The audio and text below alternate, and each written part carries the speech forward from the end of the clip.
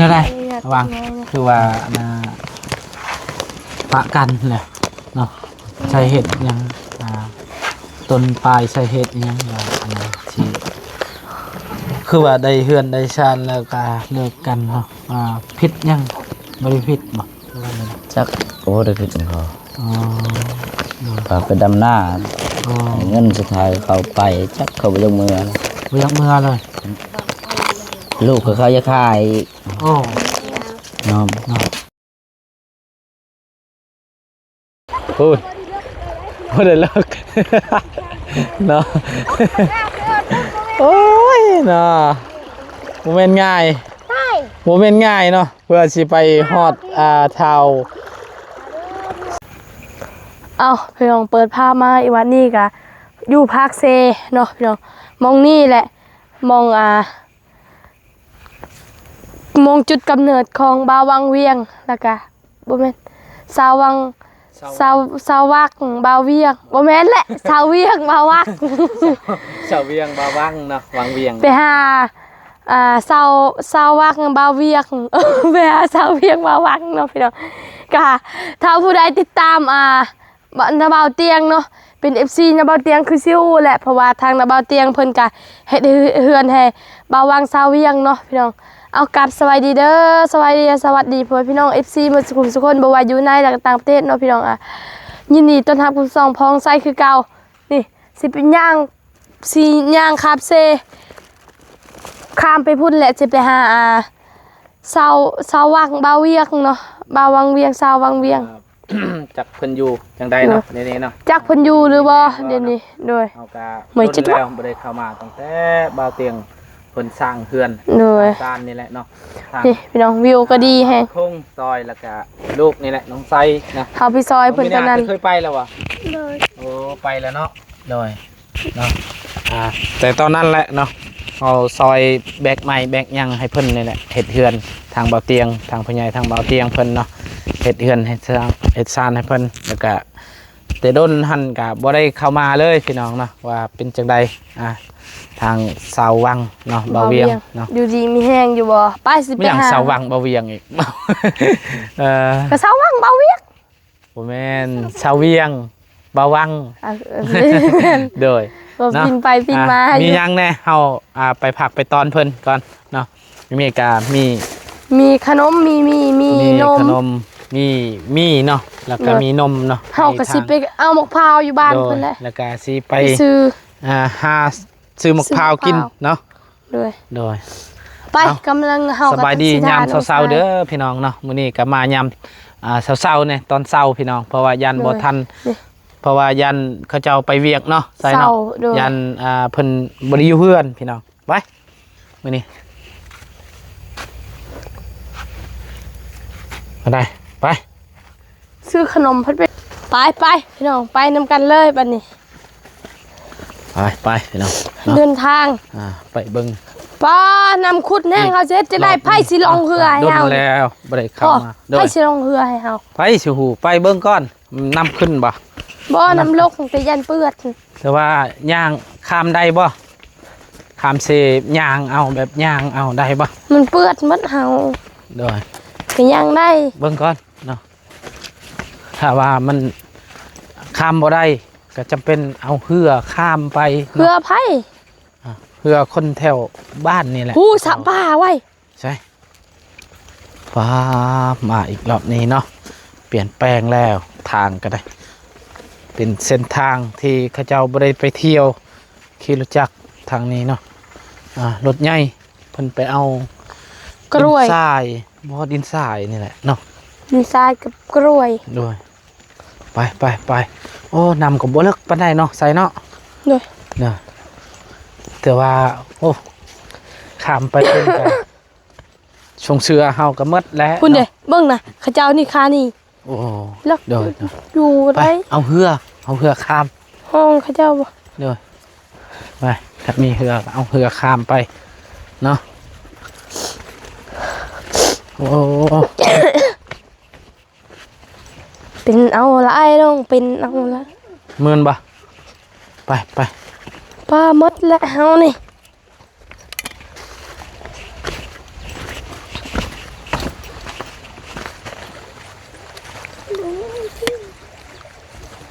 บ่ได้มื่นปานใดเนาะคน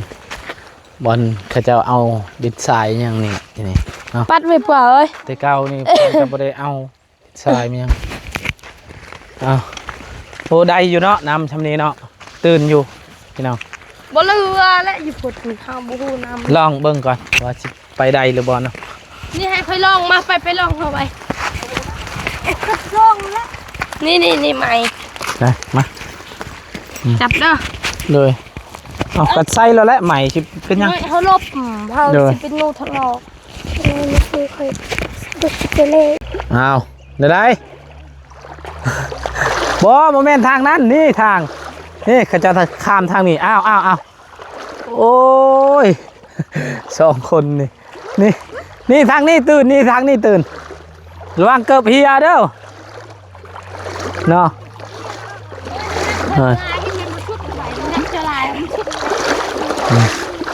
นี่ทางตื่นโอ้ยเขาจะบอกแม่นแล้วทางนี้ตื่นนี่บุเลิกนี่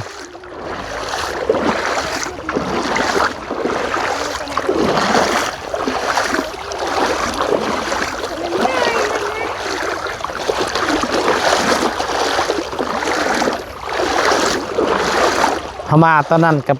ทางบะเตียงเพิ่นกะอยู่นี่กะโอ้น้ำลายแห้งฮะลีตอนนั้นเนาะเดี๋ยวนี้ก็ข้ามได้แล้วเอายางตีนก็ได้ เพราะว่าน้ำมันตื่นแหละยามนี้แต่ว่าฝนตกตลอดนี่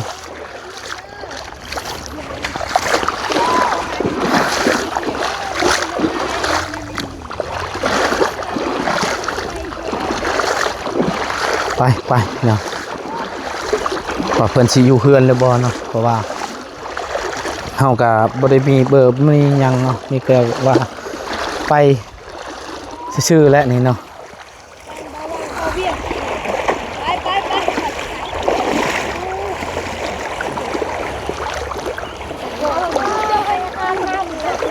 ทางใดวะนี่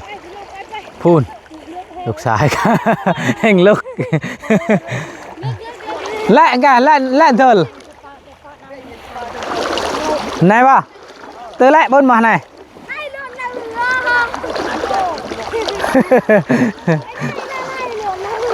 ล็อกแล้วแหละ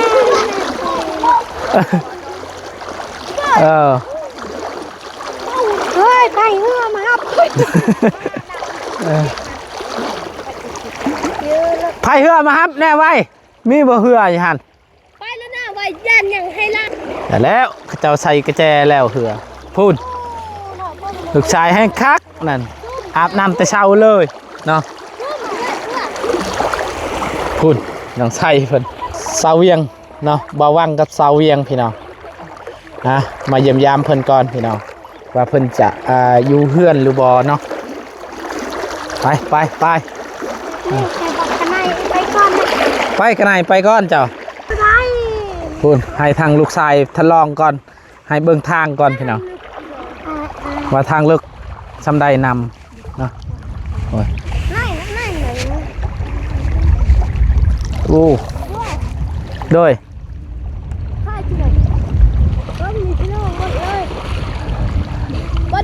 นั่นไงเนาะ และเอาไหมลองเท่าไหร่เดินเลยเดินกันเดินโอ้มัดแล้วทงคอยนี่ทงไปพี่น้องเดินเลยก็ได้โอ้พูดถึงแอวแล้วได้นี่ได้อ้าวนั่งลอยรถนะ อ้าว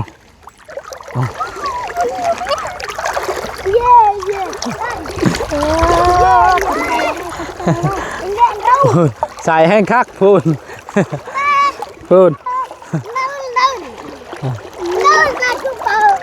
เด้อเลยอันไหน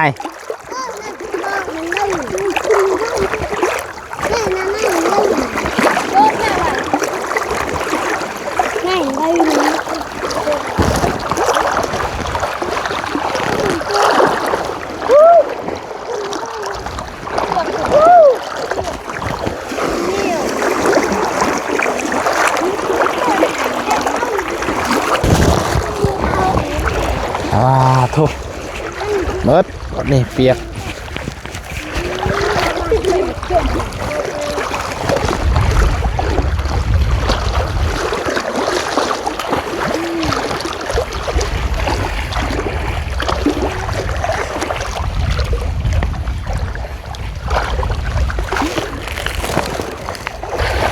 ไป คือว่าผลงานมื้อนี้ดีแฮงเนาะบ่ได้เปียกเลยมื้อนี้ก็น้ำก็บ่ได้เลิกเลยสภาพเฮาบ่ได้เปียกเลยนะ เนาะได้อาบน้ำตอนเช้าแล้ววันนี้เนาะเด้อ เมื่อกี้นี่อาบอีก เด้อไปโหน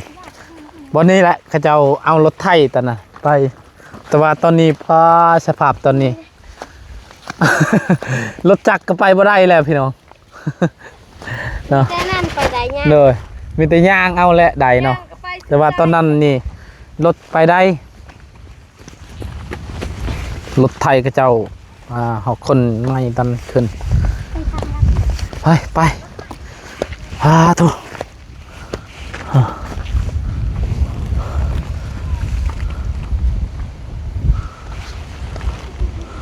เห็นได้ใช่ ว่าบ่เมื่อยตัวเนี้ย เอาก็ไปทางก็ไปทางก็จะไปบ่ไปไปทางนั้นโอ้ สบายสบายไปบ่ไป ว้าทุกไปอีกรอบนี้ทางก็เป็นไปบ่ได้เลยรถใหญ่รถจักรเนาะ เมื่อยขึ้นภู สบายดีปะลุงกันหรอ ไปดีเด้อ แล้วได้หนาวปะ บ่เมื่อย เมื่อยปะ ตอนนั้นเขาแบกใหม่แห้งเมื่อยกว่านี้แหละไปขึ้นภูแล้วนี่ขึ้นภูตัวนี้แล้วก็ฮอดบ้านเลยทีเดียวตอนนี้เนาะไปตอนนั้นก็รถไทยเขาเจ้าจอดอยู่นี่แหละเอาคนใหม่ตอนนั้นแต่ว่าตอนนี้โหรถไปบ่ได้แล้วเนาะ ตอนนั้นก็นี่ก็ยัง โดยตอนนี้เขาเจ้าหากระทางตอนนั้นเนาะได้แหละปีหนึ่งพี่น้องบ่ได้ไปห้าทางน้องน้องเวียงเนาะเบาวังน้องเวียงก็เลยทางเบาเตียงเพิ่นตั้งชื่อว่าวังเวียง ว้าถูกหอดแล้วพี่น้องเนาะหอดบ้านเขาเจ้าแล้วปุ่นสงสัยกัน ยังบ่มาหอดอยู่ว้างัวก็งามมาเลยพี่น้องเนาะตุ้ยนี่วันนี้แหละทางทีมงานตอนนั้นเพิ่นทางเบาเตียงแล้วก็หลายๆนี่แหละเอามะพร้าวตัวนี้แหละพี่น้อง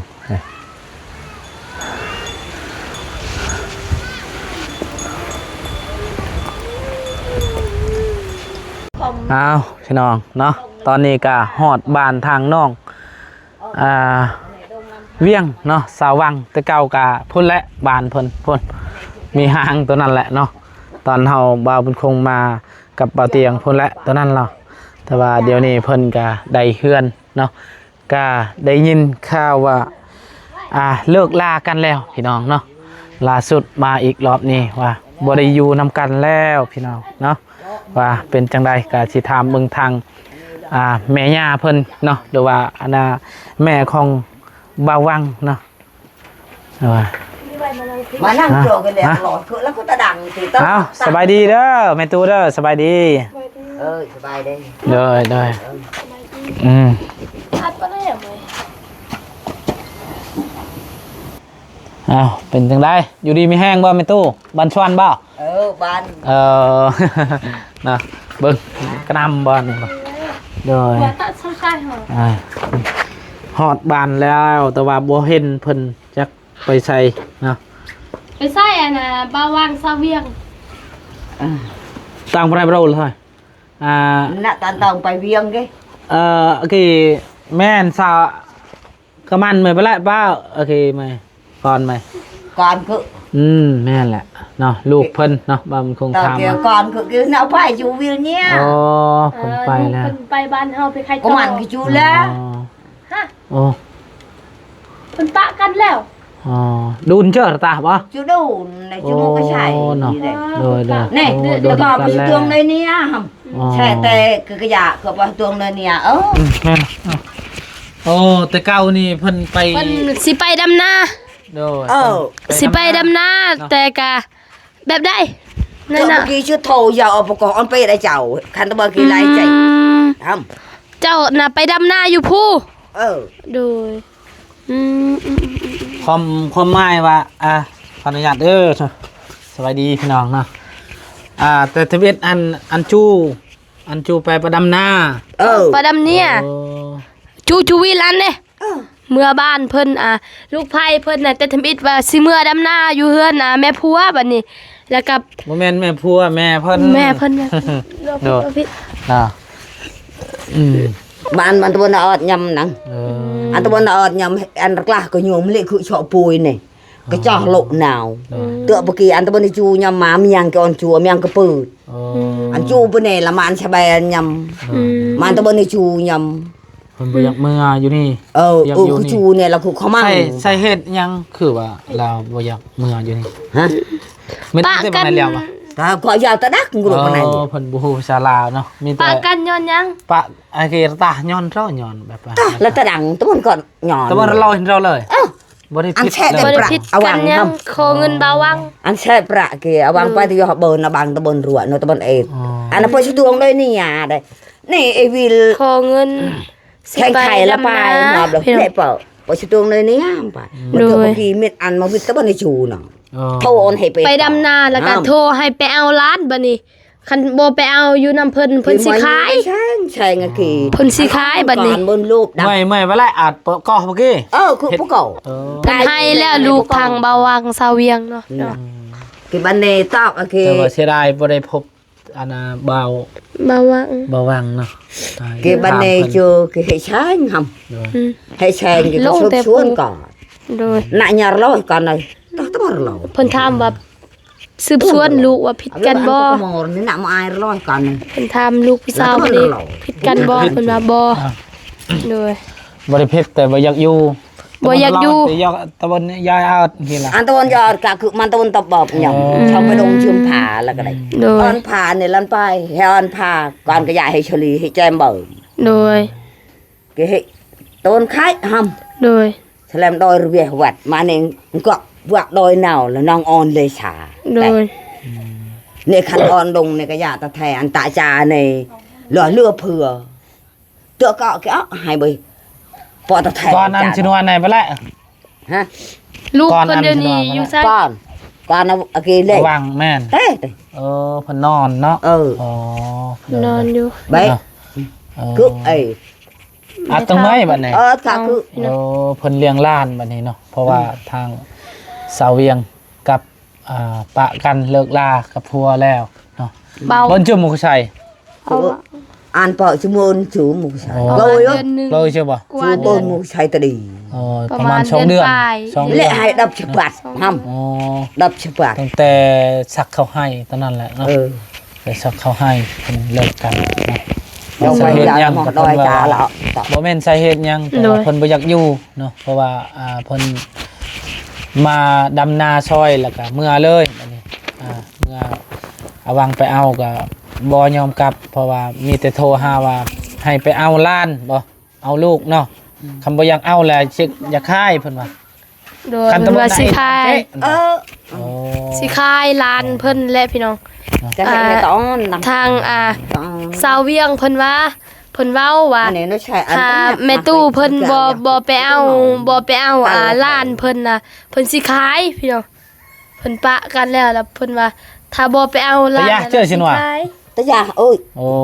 ยังได้ อันยันเลยคันไปอัน พ ตะ อ มอนี่กัน เขาถามว่า เด้อ พอเขาถามว่าอันนั้นเพิ่นย่างแล้วบ่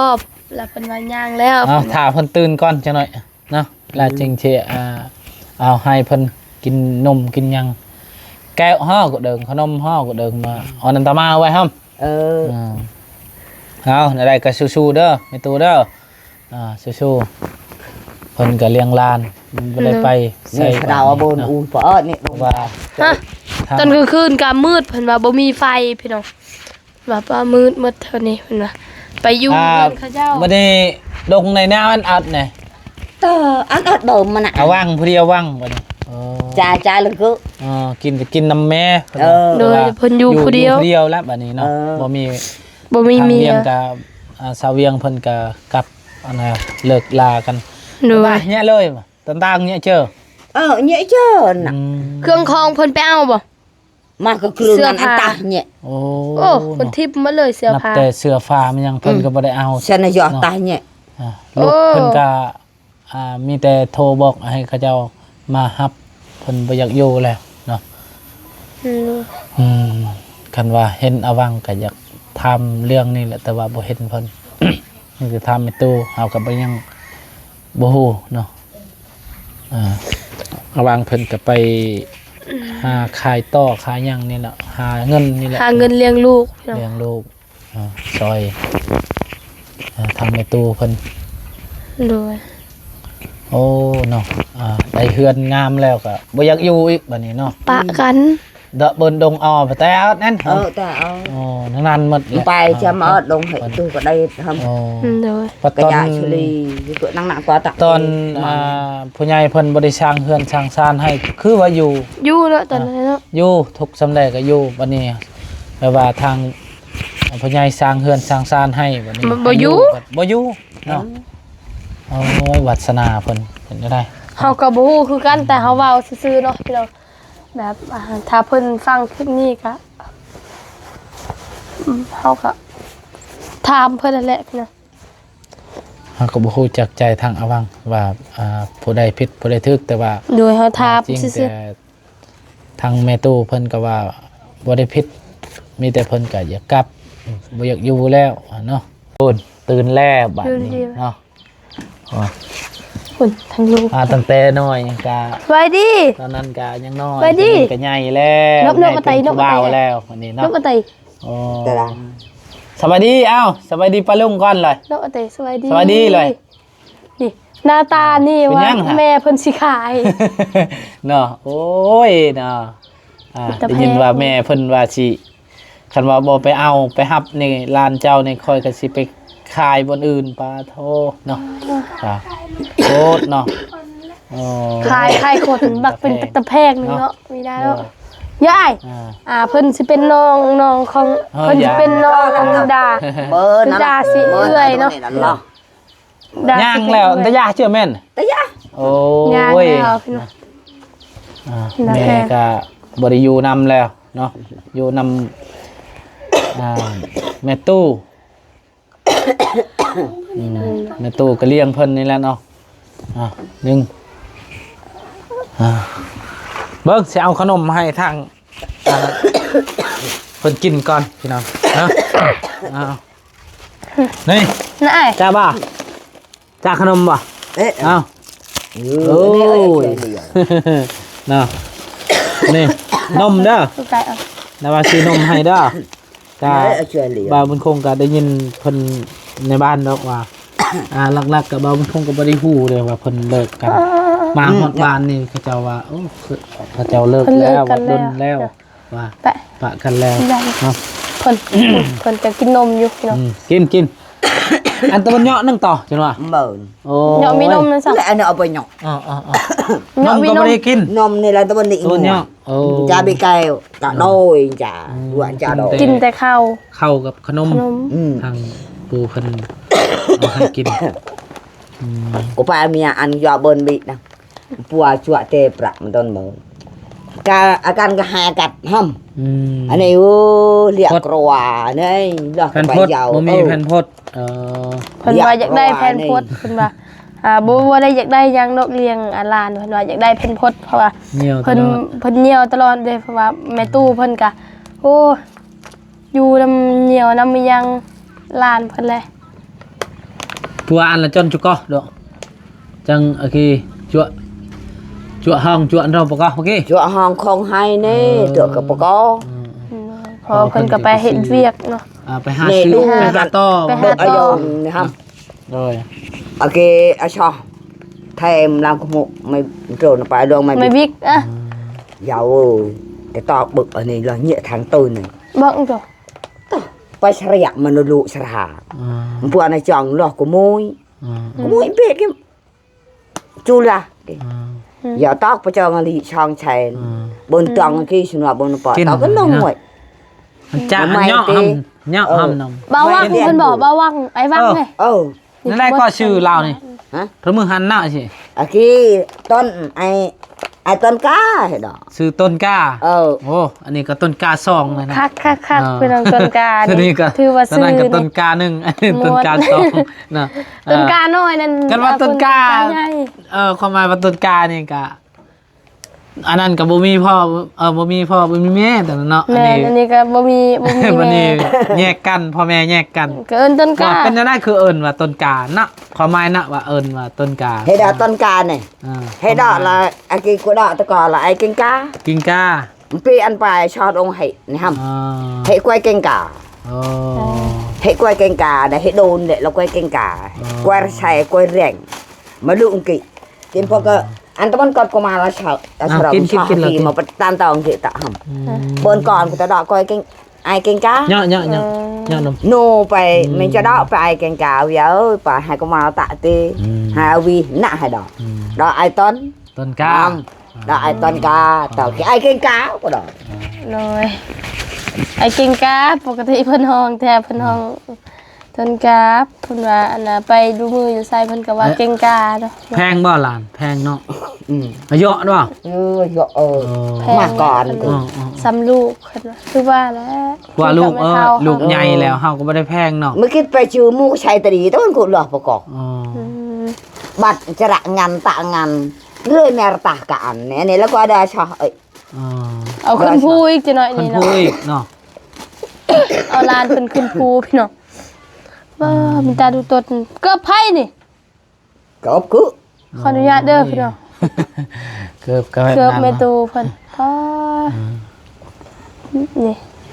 này bệnh đường cự này giờ đó này mua tao bơ bơ tôi dúr nhỉ เด้อ bệnh này là bệnh tê đâu bệnh đông kỳ nhé giờ đó โดย พอดีเอาว่างนะนอนอยู่นี่ นอน เนาะ เฮือนเพิ่นเฮือนพุ่นหัวเมิดเพิ่นน่ะเปียกหมดลานเพิ่น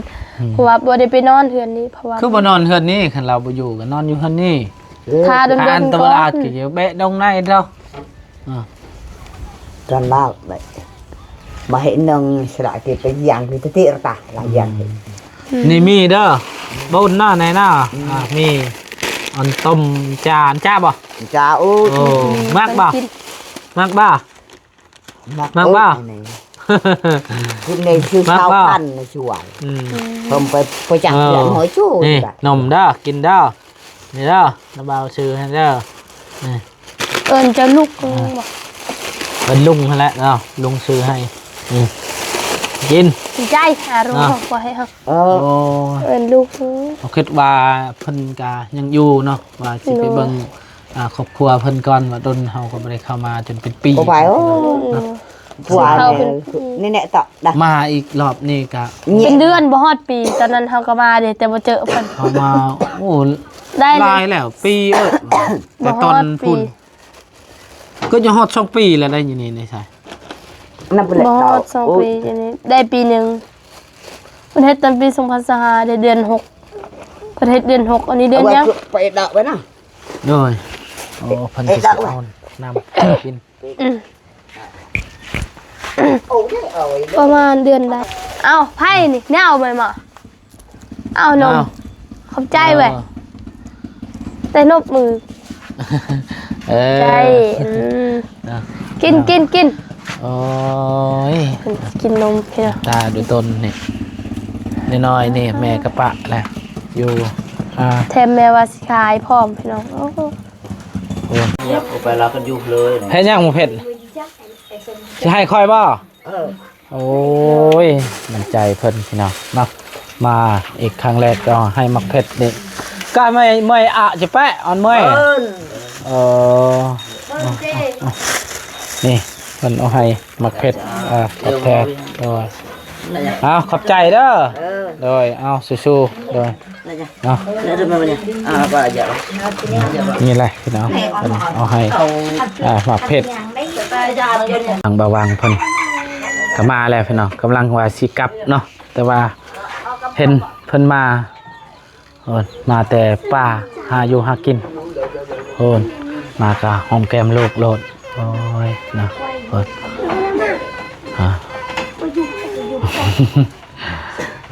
สวัสดีเด้อวังเด้อโดยโอ้โดนแล้วบ่ได้เห็นหน้าเห็นตาเนาะมาอีกรอบนี้ก็ อุ้มลูกอยู่เนาะ นอบนอันนอบน อ่ะ หัวเรามัน เนาะก็สิ สบายดีเด้อ ถามเรื่องราวของเบาวังเนาะสบายดีเด้อพี่น้องเนาะเอา ติดไม้ในเด้อ เป็นนี่แหละพี่น้องก็ได้ยินจากใจทาง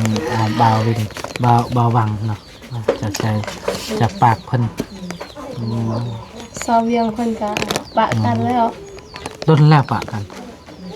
โดนนะ ได้ละ ได้ สองเดื เดื อน อนเดือนหนึ่ง2 เดือนเนี่ยประมาณนี้ปะกันก็บ่ได้เอาหยังเลยจากมันนะ อ๋อ บ่ได้เว้าควา แต่ ม ว่าเล่าอย่าปะเจ้านั่นเนาะ เราวันนี้ไปแต่เฮือน ส่งเสื้อดิ ปะนี่หมด อ๋อ ลาปะเลยโทรหาให้มาเอากับบ่ไปเลย อ๋อ ว่าปะมาเลย เราบ่อยากเอาแล้วเนาะ ขณะว่าลูกก็เคยจะขายเฮาบ่ได้ไปเอาเฮาบ่ได้ฮู้ซับนั่นเดี๋ยวก็โทรหาพ่อแม่หันจังฮู้ คือว่าตอนนั้นบ่ได้เฮือนคือว่ายังอยู่เปิดอันนี้มีเฮือนทางผู้ใหญ่เฮ็ดให้ก็บ่อยากอยู่อีกเนาะใช่เนาะ บ่อยากเว้านะเรื่องเขา อ๋อ ขัดใจสิเว้าเขา อันเราคืนอดีตแล้วก็เศร้าเนาะเนาะ อะไรก็มีแต่เฮามัดกระซัวเขาดีมัด ชูขับเลย เด้อ ชูขับหลอด ได้ก็สู้ๆเด้อฟังเด้อเราก็มาเยี่ยมยามนี่แหละคนน้อยนี่แหละ นี่ขนาดสิได้เงินซื้อโทรศัพท์ก็บ่ได้โอ้ย มาแต่ สิสร้างตัวให้ไปบวชก็บ่มีเงินซ้ํ ไผสิไปบวช เฮาบ่เฮานี่ว่าสิบวชสิได้เงินพอเพียงแต่3 ล้านนะพอเพียงได้ซื้อโทรศัพท์เครื่องหนึงแล้วก็ไปเลยสร้างตัวนี่ก็เบิ่งตั้งแต่อยู่นำกันก็ผิดเวลาผิดกันกับเฮาโอ้ยจนจะเป็นบ้าหลายแล้ว จะเฮ็ดหยังคืออยากบวชแต่ว่ามันบ่ม่วนในใจบ่เป็นอะไรแบบว่า แบบมันหลายแนวเลยนะมันแบบเกิดว่าแบบจักสิเว้าข้างใน เด้อย าก คิดฮอดอยู่บ่เนี่ยบ่ได้คิดฮอดนะ บ่ได้คิดฮอดเลย แบบว่าเมื่อยนะเนาะ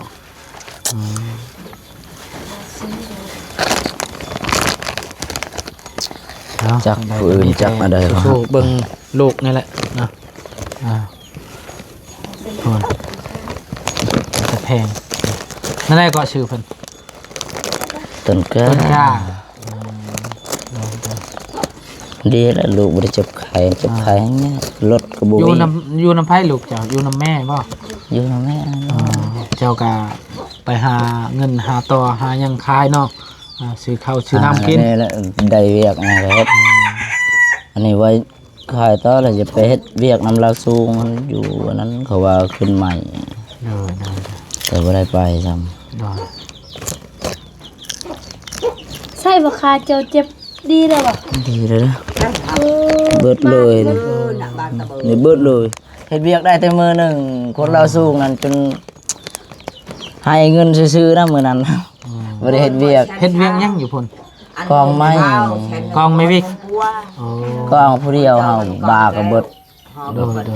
ว่าจะเฮ็ดกับหมู่ผู้บ่ได้สวนก็อันนี้ก็ยากแบบเฮาว่าบ่เฮ็ดก็ยังไล่คือว่าแล้วจะได้เงินจะไปบวชนั่นแหละ โดย จุดหนักจะได้เงินไปบวชกับซื้อโทร ตัว ศัพท์ โดยจ่าควร อันนี้เซานี่ก็คนเราวสูงเขาก็เห็นใจครับไปพุ่นก็คือก็ซื้อไก่มาขาซื้อเขาให้เอาเมื่อเขาแต่เฮาก็ละง่ายเขา เอาเข้าเมื่อบ้าน ตัวก่อนโดย เฮาก็ละง่าย บ้าน เขา เบาเนี่ย โดย นี่เราว่ายังห้ามื้อให้ไปหาลาวจัง คันว่าเพิ่นเอาให้เงินเฮาก็เมื่ออยู่เนาะแต่ว่าเอาให้เขานี่เฮาก็อายเนาะ ให้เขาแบบเอาก็คือว่าแล้ว เรา ทุก ก็เฮ็ดเวียกเนาะ ทุกข์ก็ทุกข์ก็ฮู้อยู่แต่แบบคนเราบ่ได้เคยลืมปานใดแบบเฮาก็หาก็ได้เจอกันอันนี้ โดย ถือว่าเพิ่นก็ใจดีแฮงเนาะ เอาเงินตลอดแล้วก็ให้หลานนั่นเด้อ อ๋อ ครูเมื่อเงินบางเทื่อก็ขนมเขาฝากให้ จะอันตรังเบิร์นแน่จูแก้ว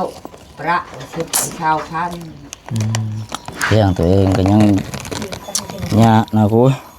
ไม่ได้เฮ็ดเวียกเฮ็ดงานนำผู้อื่นได้ก็เขาบ่ได้ส่วนมีแต่อยู่เฮาจนแบบ โดย คิดสิสร้างดีก็บ่เป็นดีแล้วนี่ว่า หมวกหมวก จักสิคิดอะไร ย อันหาไว้ไปบวชก่อนจังโหนะ โดยจังใดก็สู้ๆเด้อวางเด้อโดยพี่น้องเนาะก็บ่าวเป็นคงก็สิขอจบคลิป สบายดี สบายดีก่อนเด้อสบายดี เอาสิเมื่อแล้ว โดยเฮาก็สิกลับก่อนเนาะเอาก็สู้ๆนี่แหละวางเนาะโอ้มาอีกรอบนี้พี่น้องเนาะก็เพิ่นได้เลิกลากันแล้วกับสาวเวียงเนาะบ่าววังสาวเวียงเนาะได้แยก จานจบ แล้ว จ้าให้ไปบ่ไกลตัว คลิปนี้บ่าวคงก็สิขอจบ อย่า คลิป ตันแล้ว คลิป ลง ไว้ ไป เพียง ปา เท่านี้ก่อนพี่น้อง FC หมอกอาทุรถบนางเขาสอบออกคือชุดลุงรถในบาร์ทุรถ ไปแล้วเด้อสบายดี